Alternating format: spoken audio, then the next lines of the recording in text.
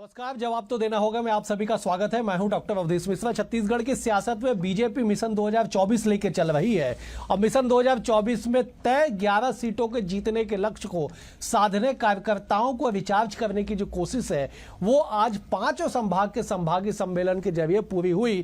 पहले बीजेपी ने दुर्ग और बस्तर, उसके बाद सरगुजा और बिलासपुर संभाग और आज रायपुर संभाग में कार्यकर्ता सम्मेलन कर उनका सम्मान करके उनका मान भी बढ़ाया। और अब दावा किया जा रहा है कि कार्यकर्ता के दम पे मिशन 2024 की जो नैया है वो पार लग जाएगी। क्या कुछ सियासत में गुणागणित होगा, क्या कुछ तैयार है, इन तमाम चीजों पे चर्चा करेंगे। लेकिन उससे पहले देख लीजिए ये खास रिपोर्ट। 90 विधानसभा क्षेत्र वाले प्रदेश छत्तीसगढ़ में चुनाव हो चुके हैं। 2023 के विधानसभा चुनाव में भाजपा को बड़ी जीत मिली है।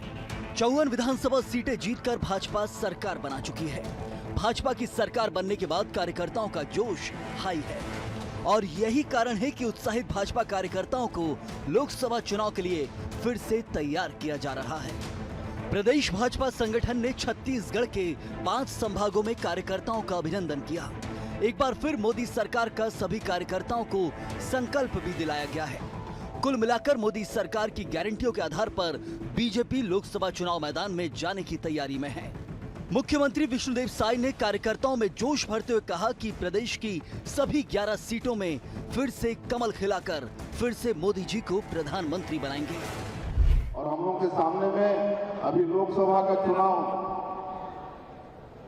एक चुनौती के रूप में है और हमारे अध्यक्ष जी बोल चुके हैं कि 11 लोकसभा सीट है तो 11 कमल का फूल वो दिल्ली भेजेंगे। भेजना है ना, भेजना है कि नहीं? तो 11 की 11 लोकसभा सीट जिता के देंगे।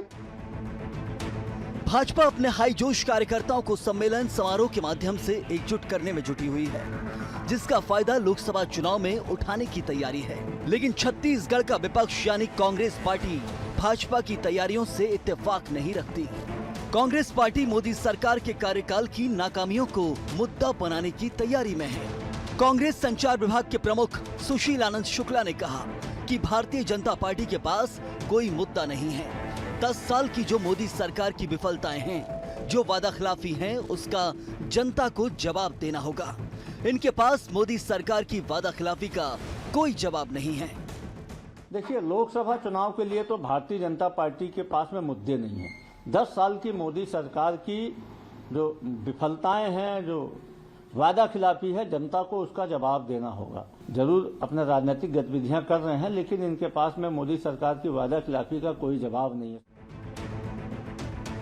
विधानसभा चुनाव के बाद भाजपा अब लोकसभा की बिसात बिछा रही है। भाजपा संगठन अपनी सरकार के साथ तमाम तैयारियां मुकर्रर कर रही है। इधर कांग्रेस भी अपनी तैयारियों में जुटी है। आरोप प्रत्यारोप भी जारी है, लेकिन इंतजार है कि भाजपा अपनी तैयारियों में कितना सफल हो पाती है और विपक्ष भाजपा को कितना रोक पाती है।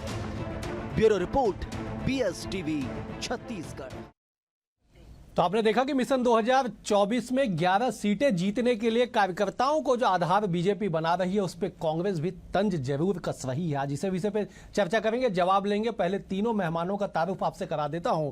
बीजेपी की ओर से श्रीचंद सुंदरानी जी है, वरिष्ठ नेता है, विधायक रह चुके हैं, बीजेपी के कई जिम्मेदार पदों पर रह चुके हैं। सुंदरानी जी, आपका स्वागत है। कांग्रेस की ओर से सत्यप्रकाश सिंह है, युवा नेता है, प्रवक्ता के पद पे लगातार अपनी जिम्मेदारियों को निभा रहे। सत्यप्रकाश जी, आपका स्वागत है। वरिष्ठ पत्रकार, राजनीतिक विश्लेषक रामावतार तिवारी जी भी हमारे साथ है। अविभाजित मध्य प्रदेश से लेकर छत्तीसगढ़ की सियासत के नब्ज को बेहद ही करीब से समझने और जानने वाले रामावतार जी का भी इस खास चर्चा में बहुत स्वागत है। रामावतार जी, आपका भी स्वागत है। सुंदरानी जी, मेरा पहला सवाल आपसे है कि अगर कार्यकर्ताओं को रिचार्ज किया जा रहा है तो क्या मिशन 2024 में 11 सीटें आप जीत जाएंगे? देखिए, निश्चित रूप से डॉक्टर अवधेश जी, कार्यकर्ता हमारे हमेशा रिचार्ज रहते हैं। 5 साल काम करने वाली ये पार्टी है। 5 साल कार्यकर्ता काम करते रहते हैं। निश्चित रूप से लोकसभा चुनाव सामने है और हमारे 5 संभाग के सम्मेलनों में हम कार्यकर्ताओं का आभार प्रदर्शन, धन्यवाद देने के लिए आयोजित किए गए थे। आज अंतिम रायपुर संभाग का एक सम्मेलन था, वो भी आज पूरा हुआ।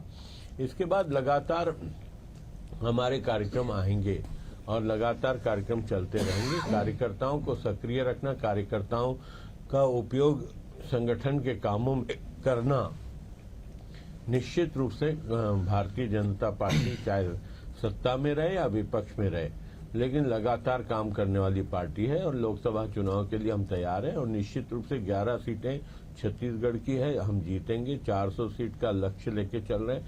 400 सीटें इस बार 400 पार की बात है। निश्चित रूप से हमारे नेताओं के संकल्प को जिस प्रकार से दोहराया जाता है वो पूरा होता है और हमने पूरा करके दिखाया। ठीक है। 11 की 11 लोकसभा सीटें छत्तीसगढ़ की जीतेंगे, ये तय है।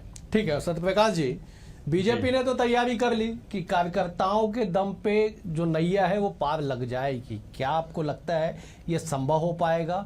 और बीजेपी के इन तैयारियों के बीच में आपका दावा कहां ठहरता है जिसमें आप दावा कर रहे हैं कि आप भी 11 के 11 सीटें जीतेंगे? देखिए अवधेश जी, कार्यकर्ताओं की बात अगर मैं करता हूँ तो कोई किसी भी राजनीतिक दल में कार्यकर्ता जो होते हैं वो रीढ़ की हड्डी होती है। कोई भी राजनीतिक दल इनका हो चाहे हमारा हो। ये मैं थोड़ी सी बात बताना चाहूंगा, कार्यकर्ताओं का सम्मान हर राजनीतिक दल को करना चाहिए और करते भी हैं कई राजनीतिक। मगर देखिए अगर मैं दोनों पार्टी की बात करूं, बीजेपी और हमारी कांग्रेस पार्टी की बात करूं, तो बीजेपी में देखिए आप 2018 का मामला याद होगा, जब इनकी सत्ता गई थी, इन्हीं कार्यकर्ताओं को इन्होंने अपमान किया था। तो कौशिक जी के अगर मैं गलत नहीं होते तो शायद गद्दार तक शब्द इस्तेमाल किए थे। तो ये नहीं होना चाहिए। और अब आप जीत रहे हैं तो आप बोलते हैं सम्मान करेंगे, पहली बात। दूसरी बात देखिए हमारे यहाँ मैं बात करूं, जैसे हमने तैयारी की बात की, कार्यकर्ता हमारे कभी भी हताश नहीं होते। हम 15 साल विपक्ष में थे, तब भी आपको याद होगा कि हमारी सीटें उतनी रहती थी, 36 रहती थी, वो कार्यकर्ताओं के दम पे रहती थी, कार्यकर्ताओं को मेहनत की वजह से रहती। हम सत्ता में आए थे तो भी कार्यकर्ताओं को मेहनत की वजह से आए थे, कार्यकर्ताओं ने काम किया उसके दम पे आए थे। और हमने कार्यकर्ताओं को हमेशा सम्मान दिया है, चाहे विपक्ष में रहे, वो संगठन तौर पर हो, चाहे जब सरकार बनी थी तब संगठन में हो, या सरकार की विभिन्न जो राजनीतिक जो भर्तियां होती है उसमें हमने उनको सम्मान दिया गया, उनको रख के।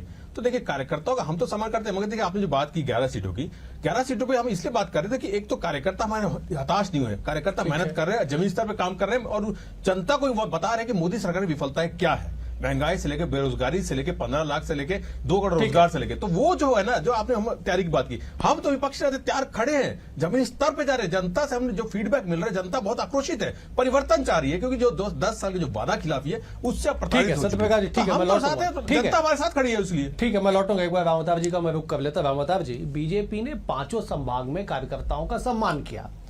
कार्यकर्ताओं की सरकार आने के साथ ही उम्मीद और अपेक्षाएं बढ़ जाती हैं। 6, 7, 8 महीने के बाद कार्यकर्ता उस स्तर पे संतुष्ट नहीं हो पाते जिनकी उम्मीद जितनी बढ़ जाती है। ऐसी विषम परिस्थितियों में राजनीतिक दल के सामने एक अनार 100 बीमार की स्थिति बनती है। कैसे इन तमाम चीजों से बीजेपी निपट पाएगी? 5 साल बाद सत्ता में लौटी है।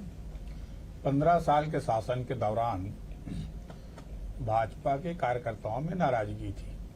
उस नाराजगी का एक बड़ा कारण था जो हार के कई कारणों में, इसको जो संगठन के जिम्मेदार पदाधिकारी हैं वो समझ रहे हैं। इसीलिए चुनाव में जीतने के बाद संभाग स्तर पर कार्यक्रम कर रहे हैं, उनका अभिनंदन कर रहे हैं, उनसे मेल मिलाप कर रहे हैं और इसी बहाने लोकसभा चुनाव की तैयारी के लिए चार्ज कर रहे हैं। भाजपा कार्यकर्ताओं को तवज्जो देती है ऐसा माना जाता है, तो उन कार्यकर्ताओं को फिर उसी साथ लेने के लिए पार्टी साथ ले, विश्वास कायम हो, संवाद कायम हो, तो उसके लिए सबसे अच्छा जो कार्यक्रम है वो संभाग स्तरीय सम्मेलन करा रहे हैं और बूथ स्तर तक जाने की इनकी योजना है। तो उसकी एक प्रक्रिया जो चल रही है, एक तरह से सरकार आने की खुशी कार्यकर्ताओं के बीच पहुंच रहे हैं। वो जो मंत्री, विधायक, नेता, बिल्कुल पदाधिकारी पहुंचे, वो उन तक जा रहे हैं और आभार प्रदर्शन कर रहे हैं कि हम आपके बदौलत आए। उनको तवज्जो दी जा रही है, कहीं न कहीं कार्यकर्ताओं को तवज्जो देने का एक पार्टी का नीतिगत कार्यक्रम जो चलना है वही चल रहा है। बिल्कुल इसी के बदौलत ही कोई पार्टी सरकार में आती है, तो कांग्रेस भी यही करेगी। अभी बिल्कुल कांग्रेस का कार्यक्रम जो आए हैं वो भी इसी तरह के आ रहे हैं। वो हार हुई है, अलग जगह है, पर वो भी इसी तरह के कार्यक्रम बना रहे हैं। तो चुनावी लड़ाई लड़ने का, सत्ता में आने का पहला मार्ग जो बनता है वो कार्यकर्ता तो होनी चाहिए, जो बूथ स्तर पे हो, मंडल स्तर पर हो, बिल्कुल जिले में हो। नई पीढ़ी को तैयार करने का काम है। तो एक पार्टी की जो एक सोच होती है, पार्टी का एक ढांचा होता है, उस ढांचे में फेरबदल हो, नई टीम लाए, बिल्कुल सही लोगों को सम्मान मिले, ये उसका संकेत इसमें कार्यक्रम के जरिए देने की कोशिश हो रही है। ठीक है, मैं एक बार सुंदरानी जी का रुख कर लेता। सुंदरानी जी, 2018 में सत्यप्रकाश ने जिस बयान का जिक्र किया कि तात्कालिक नेतृत्व ने कार्यकर्ताओं को दोषी ठहराया था, कहा था कि शायद हमारे कार्यकर्ता ने निचले स्तर पे उस स्तर पे काम नहीं किया जिसकी हमको उम्मीद थी। क्या आप लोग को ये भय सता रहा है 2018 चुनाव परिणाम को देखते हुए कि उसके बाद हुए लोकसभा चुनाव में कांग्रेस पहली बार 2 सीटों पे जीतने में कामयाब हुई, उसके बाद हुए नगरीय निकाय चुनाव में बीजेपी की करारी हार हुई, 5 उपचुनाव में कांग्रेस की बीजेपी की करारी हार हुई, तो क्या उस दूध के जले को आप लोग छाछ समझ के फूक फूक के पी रहे, अभी से कार्यकर्ताओं को साधा जा रहा है? देखिए डॉक्टर साहब, जहां तक 2018 के चुनाव के हार की बात कार्यकर्ताओं के ऊपर डालकर जैसा कहा जा रहा, सत्यप्रकाश जी ने कहा, कहीं पे भी कार्यकर्ता को हम दोष नहीं देते। कार्यकर्ता का मान सम्मान बढ़ाने की बात है और हमेशा कार्यकर्ताओं को महत्व देने की बात है। अगर हम चुनाव हार जाते हैं तो कहीं न कहीं हम निश्चित रूप से हम कार्यकर्ताओं की बात करते हैं। कार्यकर्ता हमारे इतने मजबूत हैं कि अगर वो दमदारी से लग जाए तो आज 2023 में जो संभावना नहीं लोगों को लग रही थी छत्तीसगढ़ में फिर से भारतीय जनता पार्टी की सरकार, लेकिन हमारे कार्यकर्ताओं की दमदारी की वजह से ही तो हम निश्चित रूप से जीते हैं। तो कार्यकर्ताओं की भावनाओं का ध्यान तो हमको रखना पड़ेगा, हमारी पार्टी को रखना पड़ेगा, नेताओं को रखना पड़ेगा, एक एक कार्यकर्ता को महत्व देना होगा। निश्चित रूप से सत्ता अगर है तो कार्यकर्ता को महसूस भी होना चाहिए और हमारा कार्यकर्ता इतना ईमानदार है, कभी पद का दुरुपयोग नहीं करता। कार्यकर्ता कभी प्रशासनिक कामों में हस्तक्षेप नहीं करता और हमेशा पार्टी का झंडा ऊंचा रहे, यही उसके मन में भाव होता है। इसी भाव को लेकर चलता है, इसलिए कार्यकर्ता जुड़ जाता है। और आप देखिएगा लोकसभा चुनाव में भी हम जो 2 सीटें हमारे पास नहीं है वो भी भारी बहुमत से हम जीतेंगे। ठीक है, सत्यप्रकाश जी जवाब दे दीजिए कि बीजेपी कार्यकर्ताओं को रिचार्ज कर ली है, कार्यकर्ता उनके लगे हुए हैं। रामोतार जी कह रहे थे कि बूथों तक पहुंचने की बड़ी चुनौती है, उसे वहां पहुंचेंगे और वहां से निकल के लोकसभा में जो 400 प्लस की जो टारगेट जो सुंदरानी जी बता रहे उसे अचीव कर लेंगे। आप लोग क्या करेंगे? अवधि जी, पहले तो मैं एक बात सुंदरानी जी से बात से सहमत नहीं हूँ कि हमारे यहाँ कार्यकर्ताओं का सम्मान होता है। देखिए 1-1.5 साल या 2 साल पहले जब पुण्येश्वरी जी प्रभारी थी तो उन्होंने खुले मन से अपने कार्यकर्ताओं को फटकार लगाई थी और एक कार्यकर्ता ने तो उसकी बात नहीं सुनी जा रही थी तो आत्मदाह तक की उसने धमकी दी थी बीजेपी कार्यालय के बाहर। और अभी चुनाव में क्या हुआ वो भी सबके सामने, कैसे पत्थरबाजी, कैसे कार्यकर्ता।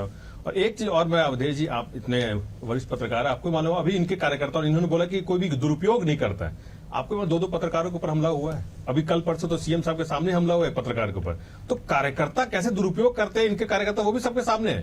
देखिए कार्यकर्ताओं का सम्मान करना चाहिए, मैं भी बोल रहा हूं, हमारी पार्टी बोलती है सम्मान का चाहिए, कोई भी राजनीतिक दल हो, मगर कार्यकर्ताओं को आपको लगाम भी रखनी पड़ेगी। ऐसे खुलेआम नहीं छोड़ सकते आप, गुंडागर्दी कर दी, कार्यकर्ता नहीं गुंडा हो जाते फिर। एक बात, दूसरी बात, आप देखिए तैयारी की बात कर रहे हैं तो मैं जैसे मैंने बोला हम हारे जरूर, हताश नहीं हुए।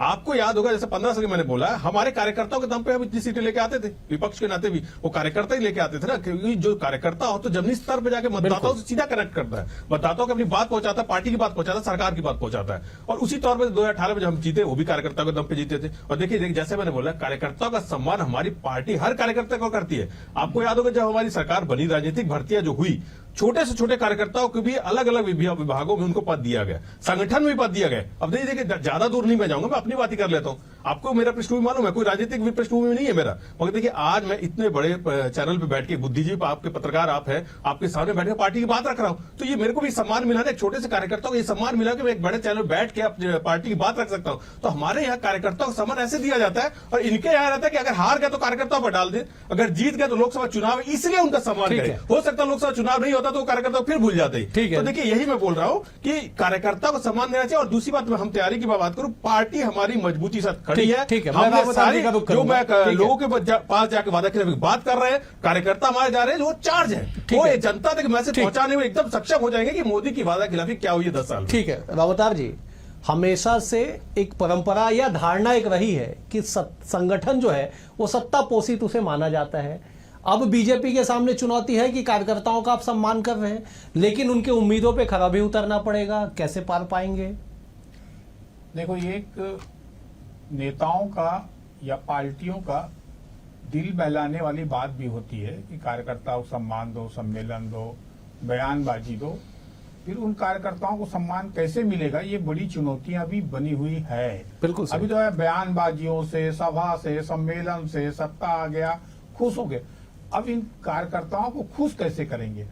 उन मंत्रियों का व्यवहार, उस नौकरशाह का व्यवहार, वो जो कार्यकर्ता वर्षों से झंडा उठा के चल रहा है, उसको आप क्या देने वाले हैं, किस तरह देंगे, तब पता चलेगा। जब उसके परिवार का किसी ट्रांसफर का काम, कोई काम, एक आध छोटा मोटा काम मिल जाए, उसके लिए जब घूमेगा, अभी तो सरकार आई है, उसके बाद घूमेगा तो उसको न्याय मिल पाएगा या उसके लिए कुछ व्यवस्था बनाएंगे। व्यवस्था बनाना बड़ी चुनौतीपूर्ण काम हर दल में रहता है। तो यहाँ पर अभी कार्यकर्ताओं को मान सम्मान कैसे मिले, क्योंकि अपन ये देख रहे हैं भाजपा की पुरानी पीढ़ी भी चाह रही कुछ मिल जाए, बिल्कुल सही। नई पीढ़ी में जबरदस्त उत्साह है कि हमारे लिए रास्ता बने। 15 साल पुराने लोग ऐश कर लिए, ये सत्ता में रह लिए, सम्मान पा लिए, हमारे लिए जगह खाली करो। तो दोनों के बीच एक संतुलन पैदा करना और पार्टी को मजबूती से खड़ा करना, तो ये संगठन और सत्ता के सामने एक नई चुनौतियां है। उस चुनौती को, और पार्टी की जो विचारधारा है, जो विचारधारा से प्रभावित लोग हैं, जो बिना कुछ मांगे बिल्कुल अपनी जीवन को खपा रहे हैं, क्या उनको कुछ देने का समय आया है कि नहीं आया है, कि मेरा और तेरा देने का समय आ गया? ये बात हम भले बोल रहे हैं, मगर अब विधानसभा टिकट के समय जिस तरह दूसरे दल के आए लोगों को टिकट दी गई, देती है, बिल्कुल नए लोगों को टिकट दी गई, बिल्कुल तो पार्टी के भीतर असंतोष था। तो जिन लोगों की टिकट कटी या जिन लोगों के हक मारा गया, क्या उनको सम्मान मिलेगा? क्या नए लोगों को सम्मान देंगे? बिल्कुल। क्या पुराने लोग चुनाव जीत गए हैं, वो भी लाइन लगा के खड़े हैं, इधर उधर घूम रहे हैं कि रास्ता बने? तो एक चुनौती, बड़ी चुनौती भाजपा के पास है। ठीक है, जवाब में जवाब कार्यक्रम जो है हो रहे हैं, शायद लोकसभा चुनाव तक चार्ज किया जाए, इसी तरह से कार्यकर्ताओं को खुश रखा जाए, उसके बाद देखेंगे। तो क्या देखेंगे ये कल पता चलेगा। मैं जवाब ले ले। सुंदरानी जी, एक बड़ी चुनौती है। रामअवतार जी ने बहुत सही कहा कि पुराने और नए के बीच में तालमेल बनाना, एक तालमेल, बेहतर तालमेल बनाना, क्योंकि पार्टी इस वक्त, जो राजनीतिक विश्लेषक है वो मानते हैं, रामअवतार जी से सहमत होंगे कि ट्रांजिट पीरियड चल रहा है, कि पुराने समापन की ओर बढ़ रहे, मार्गदर्शन मंडल में जाने की ओर बढ़ रहे, और जो नए का उत्साह है वो चरम पे पहुंच रहा है। तो ऐसी विषम परिस्थितियों में जो तालमेल बनाने की चुनौती है, क्या केवल लोकसभा तक आप निभाएंगे या आगे भी 5 साल सरकार आपको चलाना है, 54 सीटों के साथ आप आए सत्ता में? नहीं, निश्चित रूप से डॉक्टर साहब, ये अभी भी निभाएंगे, आगे भी निभाएंगे, पूरे 5 साल तक निभाएंगे। एक एक कार्यकर्ता को महत्व देंगे, जितनी जिम्मेदारियां दी जा सकती दी जाएगी, ज्यादा से ज्यादा कार्यकर्ताओं को विश्वास में लेकर काम करने की प्रवृत्ति भारतीय जनता पार्टी की, और निश्चित रूप से हम इस दिशा में आगे बढ़ेंगे। हमने तीन बार छत्तीसगढ़ में सरकार बनाई, केंद्र में हमारी 2 बार की सरकार है, तीसरी बार हमारे आने वाले समय में हम बनाने जा रहे हैं। अप्रैल मई में जब भी चुनाव होंगे, निश्चित रूप से केंद्र में भी तीसरी बार नरेंद्र मोदी जी के नेतृत्व में भारतीय जनता पार्टी की सरकार बनेगी, एनडीए की सरकार बनेगी। तो हम लोग कार्यकर्ताओं की भावनाओं को जानते हैं, नए पुरानों के बीच में तालमेल बनाना चाहते हैं। अभी भी आप देखिए, विधानसभा चुनाव में नए पुराने का समीकरण मिलकर काम किया, मंत्रिमंडल में भी आप देखिए तो पुराने और नए का समीकरण आपको दिखेगा। कहीं न कहीं वजनदार और नए लोगों को भी उतना ही महत्व दिया गया, बल्कि ज्यादा महत्व दे दिया गया। पुराने लोगों को भी पूरा महत्व दिया है। दोनों का सामंजस्य बना के काम किया जा रहा है और दिख रहा है मंत्रिमंडल का काम। और लगातार मोदी जी की गारंटी, जो मुद्दे थे लगातार दिए जा रहे, लगातार उस पर काम किया जा रहा है, और मुख्यमंत्री जी उस दिशा में बहुत आगे बढ़ चुके हैं। ठीक है, मैं सत्यप्रकाश का रुख कर ले। सत्यप्रकाश जी, क्या आपको लगता है कि ये तो बीजेपी की तमाम तैयारियां हैं, कांग्रेस जुबानी और समझने के अलावा क्या सच में कार्यकर्ता उत्साहित है लोकसभा चुनाव को लेके?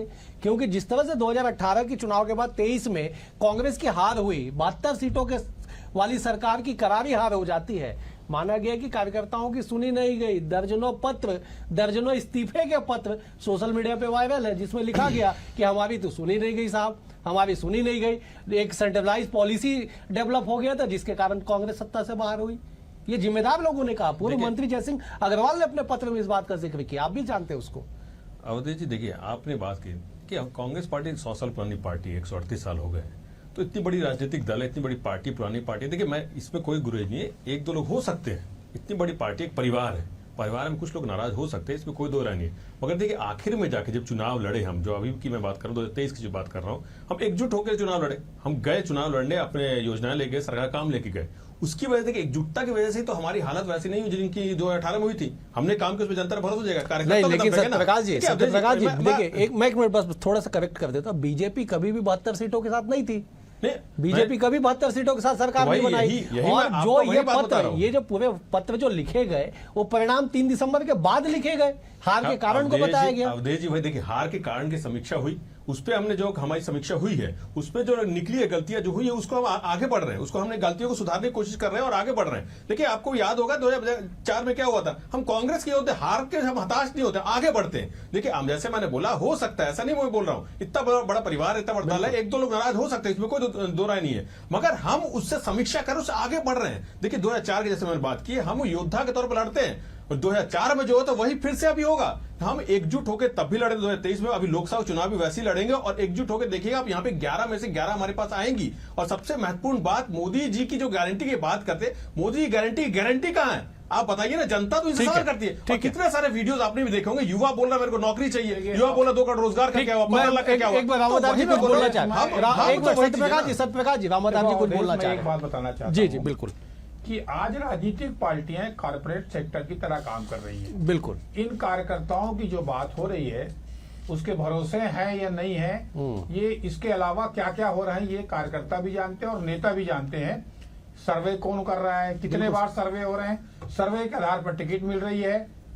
दूसरी बात, हर काम के लिए एक प्रोफेशनल लोग काम कर रहे हैं कि किस तरह बात करना है, किस तरह मुद्दे उठाना है, कौन भावनात्मक मुद्दे से रामादास जी बस मैं 10 सेकंड आपको टोक रहा हूं। कार्यकर्ता नेता बैठकर मीटिंग लेकर तय करते थे, आज जो एजेंसियां कर रही हैं, तब ये कार्यकर्ताओं की भूमिका बढ़ाने बिल्कुल में एजेंसियों कौन काम करेगा, कैसे काम करेगा, बिल्कुल ये समझना होगा। एजेंसियों की दखल, सुंदरानी जी ये सवाल आपके लिए है, एजेंसियों की दखल इस कदर बढ़ गई, प्रोफेशनलिज्म इस तरह हावी हो गया कि झंडा बैनर तक एजेंसी के लोगों ने बांध दिया। कार्यकर्ताओं को उस समय आपने सम्मान नहीं दिया। मातारी वंदन का फॉर्म पूरा एजेंसी ने बांटा है। जवाब दे दीजिए सुंदरानी जी। डॉक्टर अवधेश जी, मैं तो इस बात से सहमत नहीं हूँ।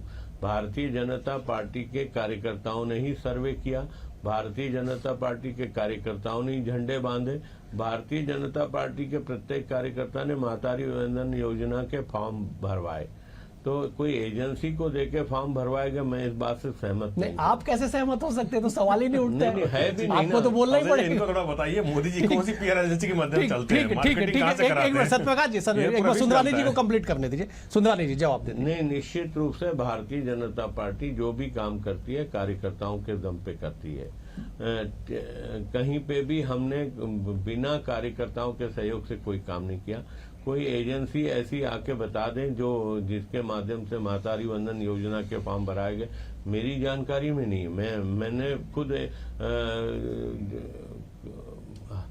कार्यकर्ताओं के साथ हजारों की संख्या में फॉर्म भरवाए हैं, तो कहीं न कहीं वो 55 से 60 लाख फॉर्म भरे गए थे मातारी वंदन योजना की। हमारी महिला मोर्चे की बहनों ने भरी। देखो, बड़ी भूमिका मेरी बहनों की रही। सुंदरानी जी की अपनी निष्ठा है, पार्टी लाइन है, उससे आगे कौन जाएगा, चाहे सत्यप्रकाश दोनों नहीं जाएंगे। बिल्कुल सही, जमीनी हकीकत को तो जनता जानती है और हम लोग देखते हैं। मगर मैं अपनी पार्टी बात करूं, आपको याद है शैलजा जी ने जहां विधानसभा के हर कार्यकर्ता को बुलाया था, वो तत्कालीन मुख्यमंत्री भूपेश बघेल जी ने बात की थी, 1-to-1 कार्यकर्ताओं से बात की, स्थानीय नेताओं से बात की थी, तब जाके टिकट की बात हुई थी। तो इसलिए हमारे यहाँ कार्यकर्ताओं से ऐसा होता है, अभी भी हो रहा है। राम अवतार जी बोल रहे भले वो मार्केटिंग में सत्यप्रकाश जी मैं रोकूंगा, हमारे कार्यकर्ता को बुलाया गया था, बातचीत स्थानीय नेता को बुलाया गया था। मुझे समाप्त करना पड़ेगा। देखिए आप जो दावा कर रहे हैं, वो दावा जब दिल्ली जो विधायक जिन्हें टिकट नहीं दिया गया, उनकी टीम जब दिल्ली पहुंची और वहां पे जो कहा गया कि हमने तो कोई सर्वे नहीं किया, उस बात से पता चल गया कि कार्यकर्ताओं ने सर्वे किया,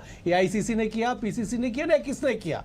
खैर इन तमाम चीजों को हम बाद में एक बार और चर्चा कर लेंगे। फिलहाल आज के लिए इतना ही। आप तीनों मेहमानों का बेहद शुक्रिया। सुंदरानी जी आपका शुक्रिया, रामावतार जी आपका शुक्रिया, सत्यप्रकाश जी आपका शुक्रिया। कुल मिला के ये कि छत्तीसगढ़ में बीजेपी हो या कांग्रेस, दोनों ही कार्यकर्ताओं के दम पे चुनावी नैया को पार लगाना चाहती है। कौन कितना सफल होगा 2024 के मई में पता चलेगा, जब लोकसभा के परिणाम आएंगे तब। लेकिन फिलहाल तय है कि दोनों ही दल कार्यकर्ताओं के कंधे पे का सहारा लेके कार्यकर्ताओं के जरिए आगे पार उतरने की जो कोशिश है वो लगातार कर रही है। फिलहाल आज चर्चा में इतना ही। कल एक और विषय के साथ होगी मुलाकात, तब तक के लिए नमस्कार।